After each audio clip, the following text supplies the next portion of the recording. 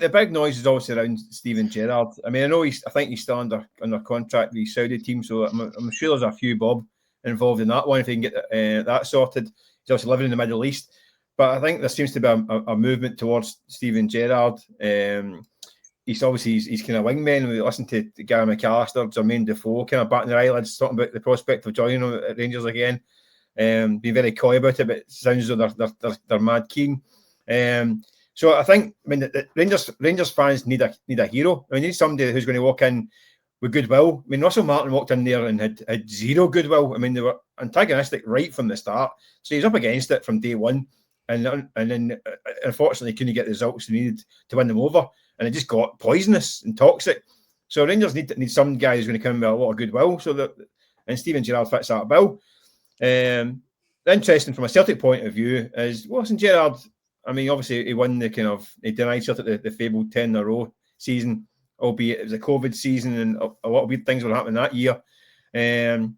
His previous 2 seasons, there was signs of progress, but people forget he came close to getting the old tin tack himself. Yep. I can remember a game against Hamilton when Hamilton at home, lost at home, and there were calls for his head. I think the shutdown came at a decent time for him. But he's got that kind of gravitas, that kind of star status, and an aura about him, a bit of clout that he would win over a dressing room quite quickly. I think Gerrard seems to be the one that's jumping out. Celtic need to be mindful because I think they can't bank on Rangers being hopeless every season. Yeah. I mean, to an extent, that's been a lot of the time. I mean, listen, don't get me wrong. There's times under, even at the start under Clement, there's times under Van Bronckhorst a while. Michael Beale had won, I think he was unbeaten his first 30 games, something like that. So there have been times when they've looked semi-decent, got to a European final. But by and large, Rangers have been out the picture a lot of times. I mean, they've been pretty hopeless. Made life easy for Celtic. So they can't assume that's going to be the case all the time. And that's back to the fans thing. That's what the fans accuse the Celtic board of, just happy enough to stay above Rangers. That's a low bar in the last 10 years.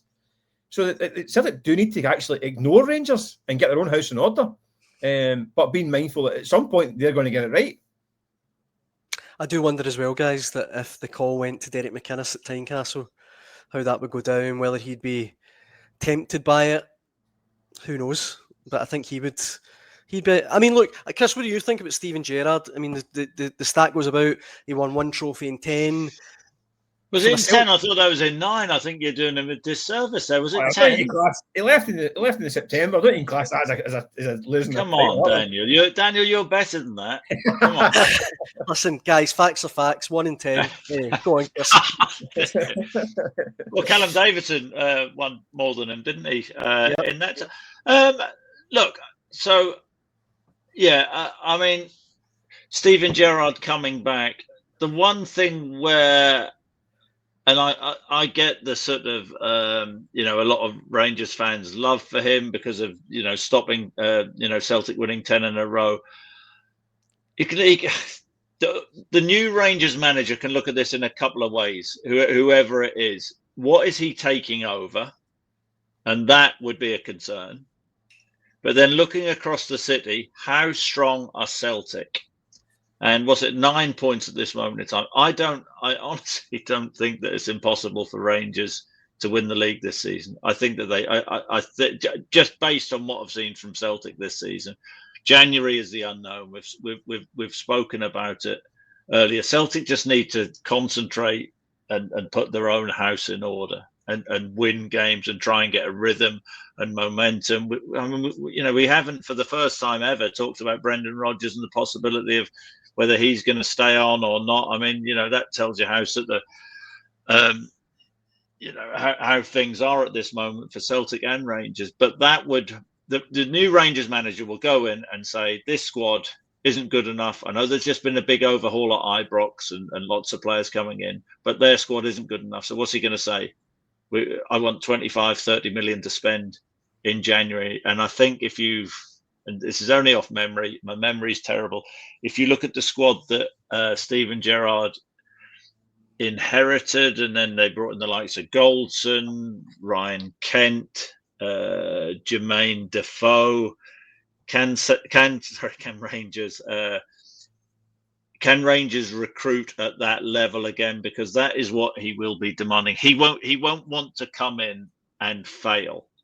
And I just wonder also the fact that Russell Martin loses his job after 7 league games.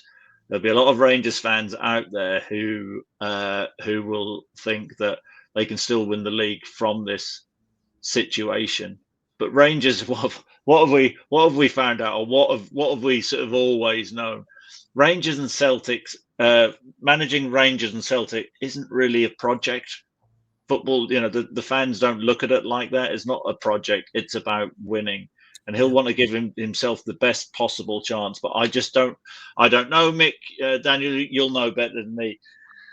Can Rangers afford to spend another 25-30 million in January? Can they, are they going to be patient and sort of hold their hands up and say, well, it's going to be difficult for us to win the league this season, but we're going to have to really go again next summer? The one thing which I think isn't in doubt is Steven Gerrard, because of his clout and reputation in the game. I do think that he can attract a high-profile player or two. That's something he did first time round. I think that's a good thing. If he does come in for Rangers and from their point of view. But there's so many ifs,